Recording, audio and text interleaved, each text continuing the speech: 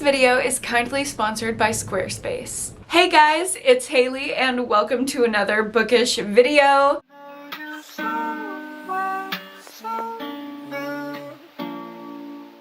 Today we're going to get into some underrated thriller recs. These are just going to be generally thrillers that I've read recently that I feel like people aren't talking about, and I think you should read. I think they're pretty underrated, maybe better than people would assume them to be. So don't judge any of these off first glance. Let me give you my pitch, and hopefully you will discover a new favorite that you might not have picked up before. But before we get into the recommendations, I do want to thank the sponsor of today's video, which is Squarespace. If you have never heard of Squarespace before, let me tell you a little bit about them. They help you build a website for your business, your cause, whatever you need a website for, from getting your domain to building all the way to maintaining relationships with potential customers. As a small business owner myself, I know how difficult it can be to build a website and do all of that on your own. Thank God you don't have to with Squarespace. They make it so easy for you, not only in the building of your website, which is super easy. Everything is drag and drop. They have AI templates, which really reduce the amount of time that you have to put in. You literally just click through the options and go with what looks the best for you. But beyond the actual building of the website, which is a breeze, they also consider SEO, which, if you don't know what that is, it is search engine optimization, and they make sure that you're not only going to have a beautiful website, but that it has eyes on it. So it's coming up in search results, it has the right terms built in,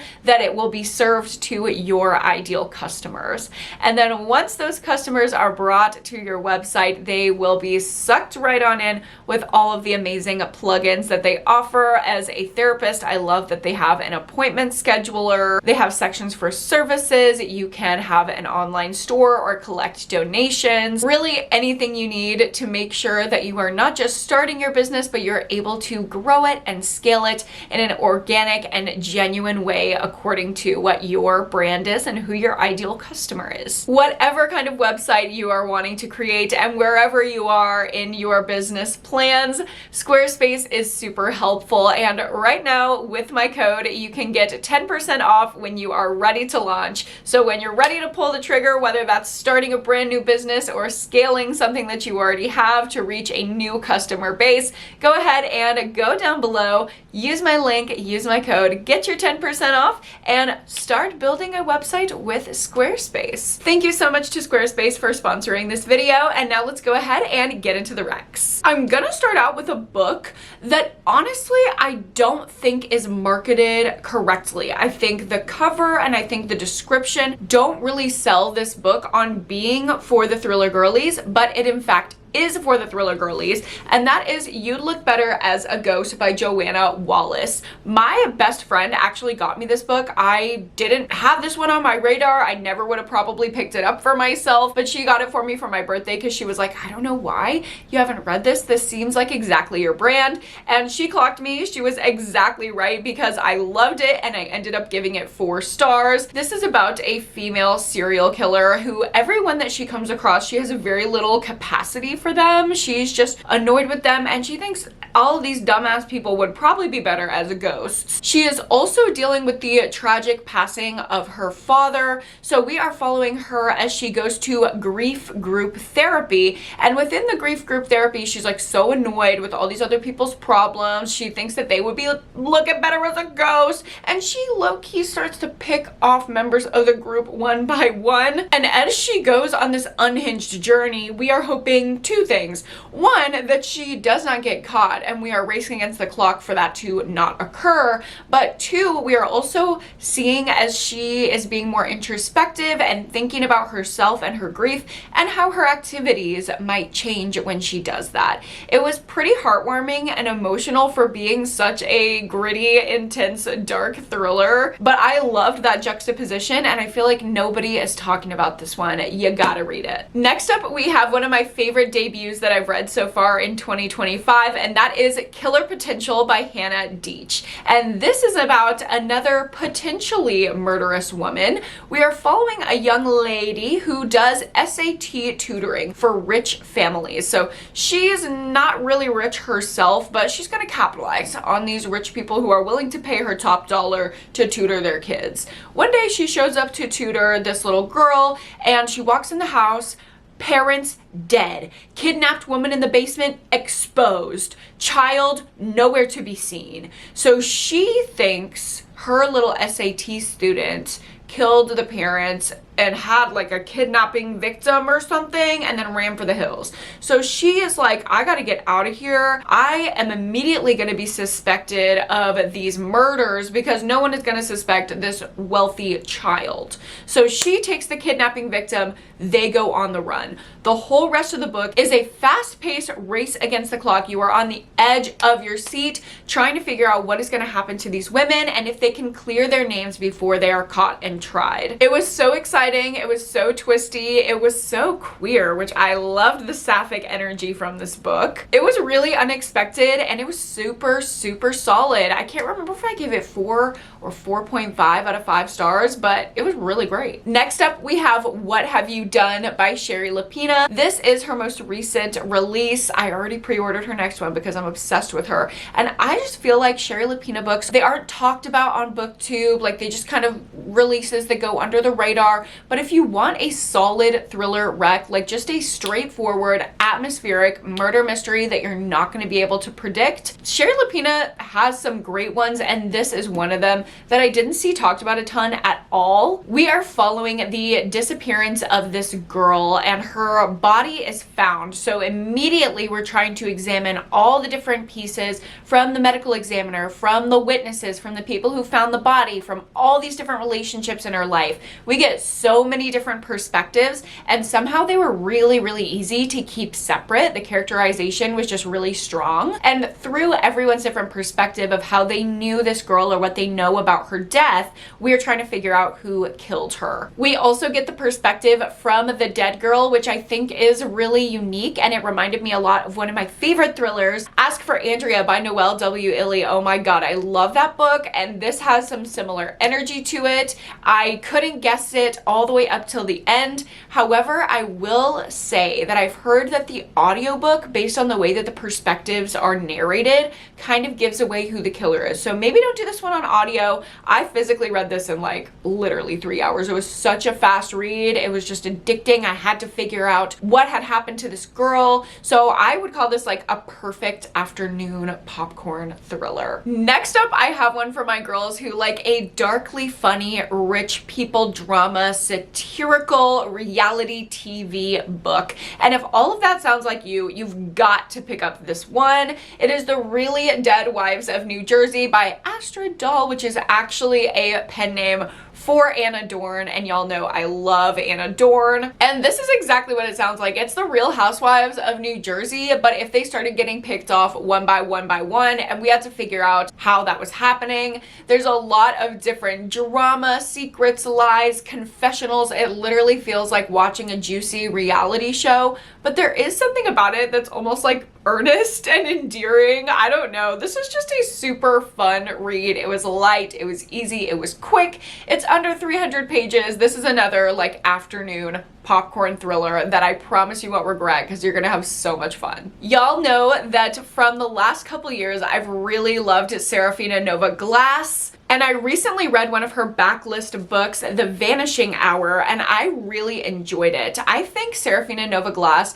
does atmosphere and grittiness so well. Her thrillers just always feel like dark and gritty to me. Like there's just a nastiness to them that I think a lot of other standard thrillers don't have. This doesn't read like a murder mystery, okay? It reads like a thriller. There's some element to it that just makes me feel a little creeped out, and I love that.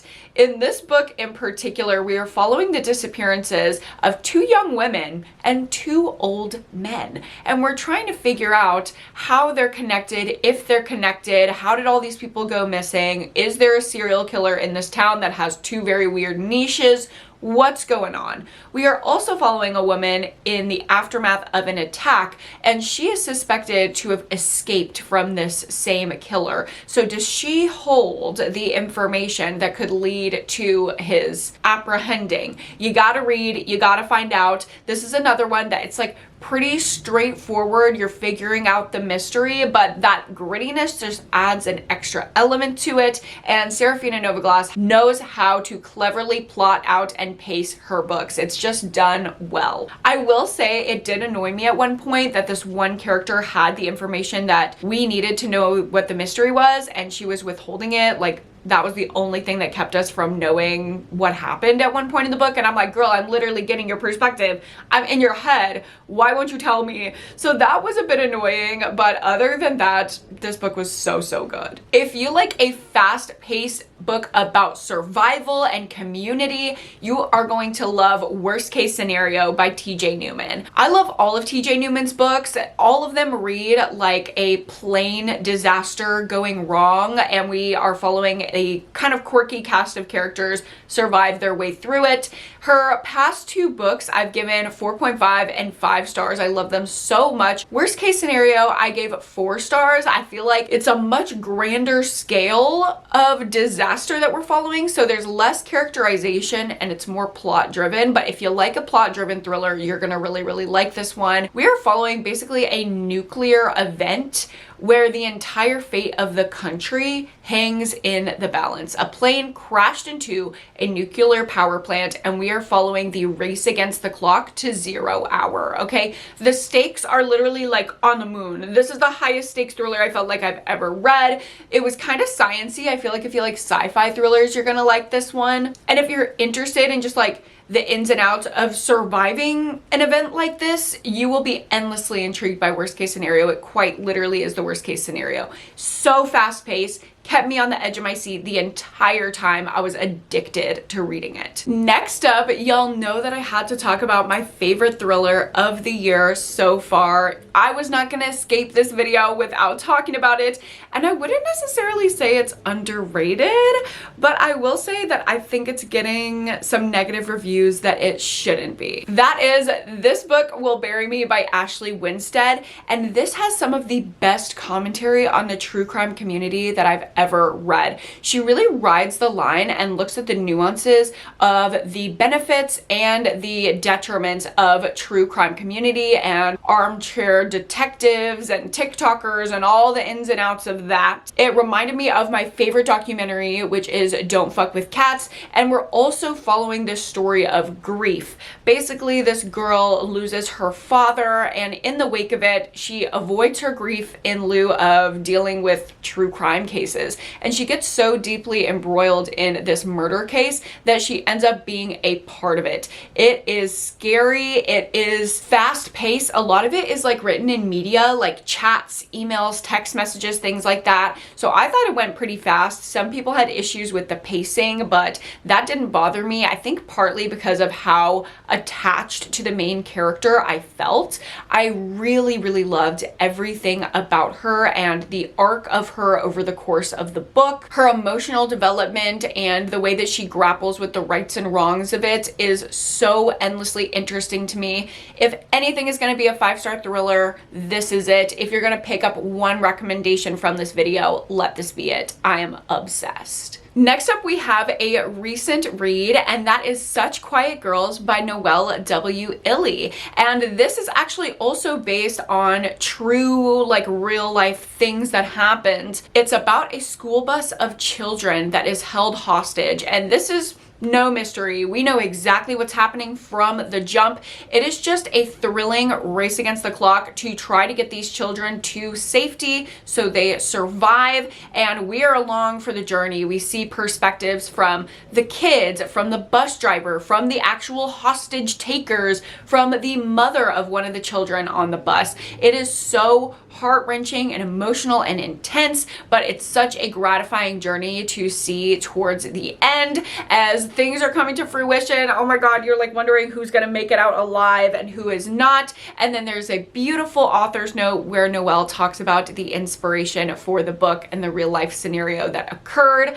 I just love this book so much. I love Noelle Illy so much. I will read anything she writes, and do not miss this one. It is so good. I have 4 more recs for you guys, but I did want to pop in here 2/3 of the way through and remind you that if you want 4 more bonus recommendations, I do have extended cuts of all of my recommendation videos up on my Patreon. No pressure to join, but I do feel like it's worth it. You pay $3.99 one time and you get access to my entire catalog of bonus recommendations. I also post 2 exclusive videos on Patreon every single month for higher tiers, and I post a solo podcast episode every single month for my highest tier as well. So you're not just signing up to have me be your friend. Actually, I don't love that. I have rules about parasocial relationships within my Patreon, so I just wanted to make that very clear. When I advertise my Patreon, it's because you guys are getting something out of it, like these bonus recommendation extended cuts. I don't know anybody else that be doing that. I think my Patreon is worth it, and I'm gonna stand on that. So if you want the bonus recs, my Patreon is always linked down below. But anyway, let's get into our final 4 recs here. We have Eat, Slay, Love by Julie May Cohen, and if you like darkly funny, murderous women, this is for you. This book is about 3 women who all get duped by the same man, so they team up and they kill him, and then that unravels a whole other thing because they don't want to get caught, so they start killing other people to save themselves, and it goes crazy off the rails, and they're trauma dumping on each other, and things are going crazy. It is just endlessly entertaining. So easy to read, so like kitschy and cutesy and like girlhood, but also villainous and scary. I loved every moment of this book. It was just joyful and fun. Solid 4-star thriller. Next up, we have a book that I honestly underestimated. I did not think that I was going to enjoy this book as much as I did, and that is The Best Lies by David Ellis. I haven't really seen anyone talk about this book. Y'all need to read it, okay? This is a solid, twisty thriller. These twists had me in a chokehold. I could not put this book down for the life of me. I am not gonna tell you really much about the synopsis because it sounds boring as all hell, okay? You're not gonna wanna pick up this book if I tell you that it's about a defense attorney who is suspected of murder of this mob boss, but then the FBI is like, hey, if you work with us, then we're not gonna convict you. It sounds really boring police procedural blah, blah, blah, but it's actually super exciting, edge of your seat, twisty. The main character of this book is so intriguing to read from. He's an unreliable narrator. He's a liar. He's a narcissist. He's got so much shit going on. We have no idea what he's doing the entire book. So it keeps you right in the palm of his hand, right when he wants to reveal information to you. It'll knock your socks off. It was so fast-paced and exciting. I will always continue to read from David Ellis. He's like the one male thriller author that I'm like, keep giving them to me. Like, I will read anything you write, even if it sounds boring as hell, because I know that it won't be. Next up, this one is so underrated, and that is Kill Yours, Kill Mine by Catherine Kavasic. This is about a therapy group run by a therapist who's like collecting girls who all had sisters who were murdered by their partners. And they're meeting under the guise of grief therapy, but it's actually them planning to kill each other's sisters' murderers. So they start unfolding this plot.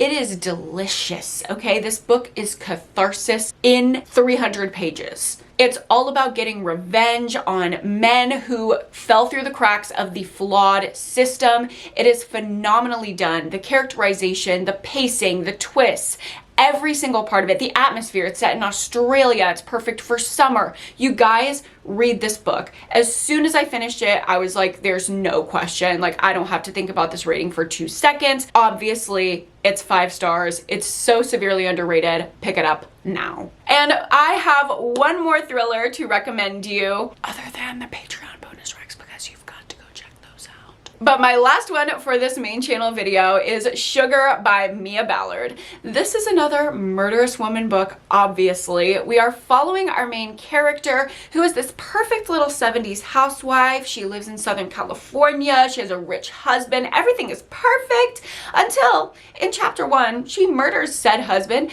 buries him in the backyard, and bakes a cake. So that is just the type of unhinged woman that she is, and this is an extremely character-driven thriller. We go from the first beginning of her life all the way up to now in like different little flashbacks, and we're going through every single person she's ever killed as she's trying to outrun not being convicted from her latest kill, which was her literal husband who's buried in the backyard. Everything feels very tenuous, very edge of your seat. She's such an interesting, somehow endearing, though very damaged main character, and I loved following her. The atmosphere of this book somehow feels like the Barbie movie. Like, I was just absolutely obsessed. It did lose me at the end a little. You have to suspend your disbelief because the twist is so freaking crazy. It will knock your socks off. Suspend your disbelief a little bit and you will love it. I give it 4.5 out of 5 stars, and I will love to see more people pick this up. And with that, those are going to be all 12 of my underrated thriller recs for today. Like I mentioned, check out the bonus on Patreon. Also go down below and check out Squarespace. If you want to launch your website, you can get 10% off with my code. Don't forget to give this video a like if you liked it, and subscribe to my channel if you haven't already. And of course, go to therapy and read a book this week, and I will see you guys in my next one. Bye!